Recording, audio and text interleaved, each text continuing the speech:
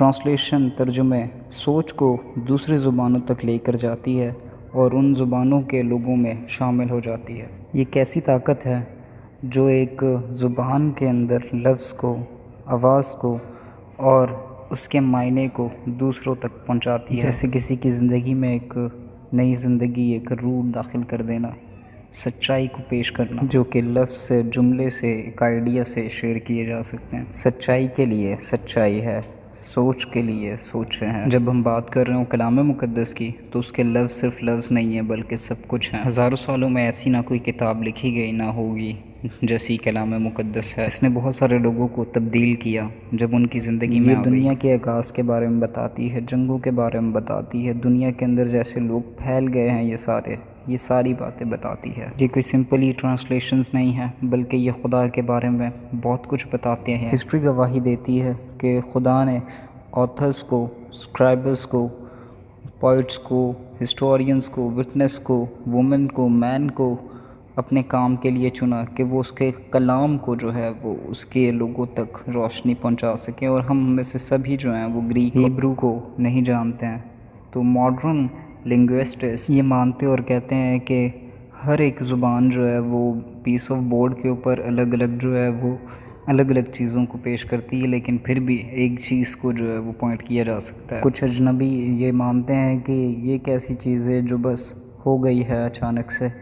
یعنی کہ ٹرانسلیشن میں سے بہت ساروں کے پاس بہت سارے ورژنز ہوں گے، بہت ساری ڈیوائسز کے اندر بہت سارے الگ الگ زبانوں تو رفلی 500 سے بھی زیادہ ٹرانسلیشنز موجود ہیں۔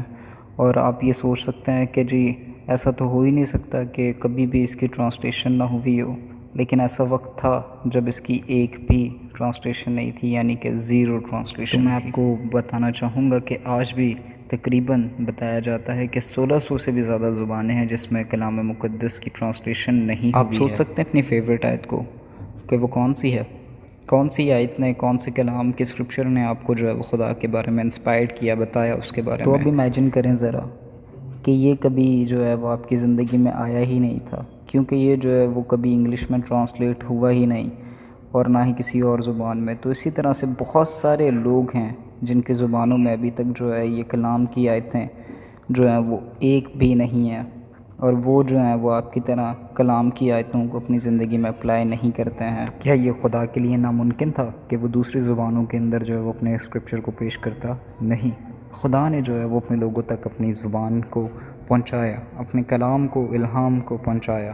اور یہ لوگ جو ہیں وہ آگے پوری دنیا میں لے کر گئے، اور یہاں سے ہی جو ہے وہ ہم دیکھ سکتے ہیں کہ خدا اپنے لوگوں میں کام کر رہا ہے، جو کہ ہم دیکھتے ہیں کہ پورا ہوگا۔ لیکن ذرا سوچیں، کیا کوئی ایسا بھی ہے ابھی جس تک ابھی تک کوئی کلام نہیں پہنچا؟ ہر روز اپنی زندگی میں ہم یہ فیصلہ کر سکتے ہیں کہ کیا آج ہم اپنی زندگی کے اندر ایک ایسا رول ادا کریں گے کہ جو ہسٹری کے اندر جو ہے وہ درج ہو جائے۔ یہ آسان ہوگا کسی کو سمجھانا کہ سب سے ایکٹیو لوگ جو تھے ہسٹری میں ان کا یہ نام ہے، لیکن کچھ لوگوں کے نام جو ہیں وہ ظاہر زیادہ تر نہیں کیے گئے، اور کچھ لوگوں کے نام تو جو ہیں وہ پتہ بھی نہ چلے لوگوں کو۔ آپ مثال لے سکتے ہیں انکل ولیم کیمرن ڈاؤنسینڈ جو 21 سال کی عمر میں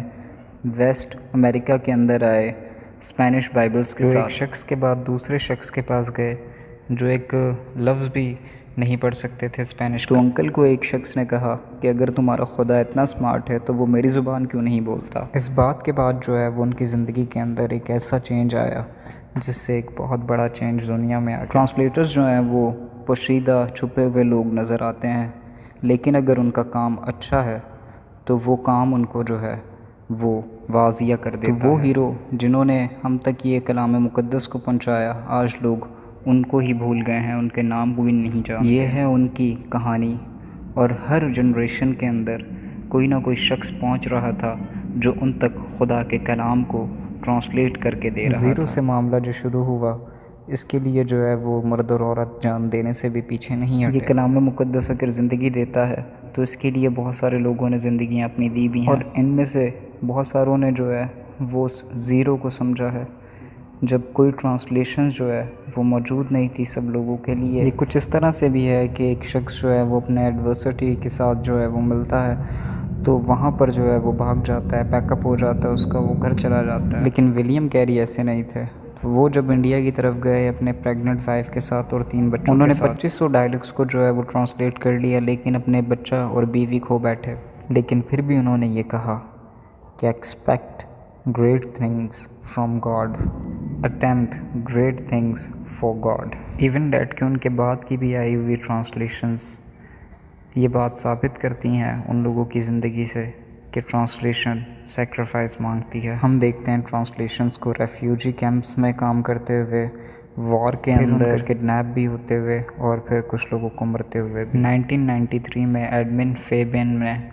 ایک اسکرپچر کو ٹرانسلیٹ کیا جو کہ کرنتھیس کا ہے، فیمس محبت کے بارے میں۔ ایک عام گاؤں کے گوار نے اس کو جو ہے وہ قتل کر دیا، جس کو انہوں نے سمجھا کہ اس کا دوست ہے، اور اس کے کچھ سال بعد ہی 4 اور ٹرانسلیٹرز کو جو ہے وہ ان کے کیمپس کے اندر جا کر جو ہے وہ مارا گیا۔ جن ٹرانسلیٹرز نے اس اسکرپچر کو تو بچا لیا مگر اپنی زندگی کو نہیں بچا سکے۔ آپ تاریخ کا جائزہ لے سکتے ہیں، آپ کو مل جائے گا کہ ایک آرڈنری لوگ جو ہیں وہ یہ ذمہ داری سمجھتے ہیں، اپنے اوپر اپنا ٹائم دیتے ہیں، محنت کرتے ہیں، اس پہ اپنی زندگی تک دے دیتے ہیں کہ آپ کی زندگی تک یہ کلام کی باتیں پہنچ سکیں